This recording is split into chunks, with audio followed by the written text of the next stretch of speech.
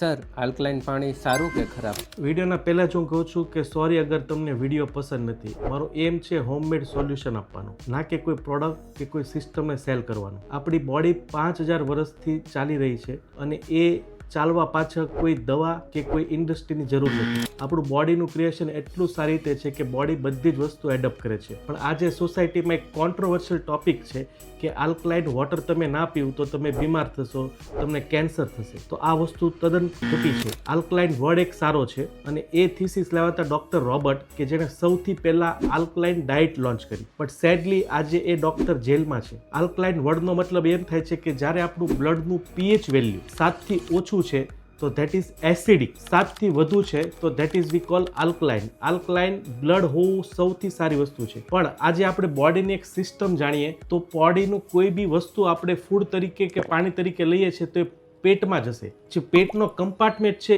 એનું pH value હોય છે 1.4, બેટરીના એસિડ જેટલું એ તીવ્ર હોય છે. તો આજે ફોર એક્ઝામ્પલ હું 1.4 પીએચ લેવલનું આલ્કલાઇન પાણી બી પીવું છું તો એ પેટમાં જઈ અને એસિડ સાથે મળી અને ન્યુટ્રલાઇઝ થશે ને પછી જે ઇન્ટેસ્ટાઇનમાં એબ્ઝોર્બ થશે. તો આજે કોઈ એવો બેનિફિટ નથી કે તમે કઈ આલ્કલાઇન પાણી પીવું છો અને એ બ્લડનું આલ્કલાઇન ડાઉન કરશે. તો એ સદંતર ખોટું છે. કઈ બી વસ્તુ તમે લો છો તો એટ ધ એન્ડ એ પેટના કમ્પાર્ટમેન્ટમાં જઈ અને એ ઓલવેઝ ન્યુટ્રલાઇઝ થશે. તો આ વસ્તુના ભ્રમથી દૂર રહો.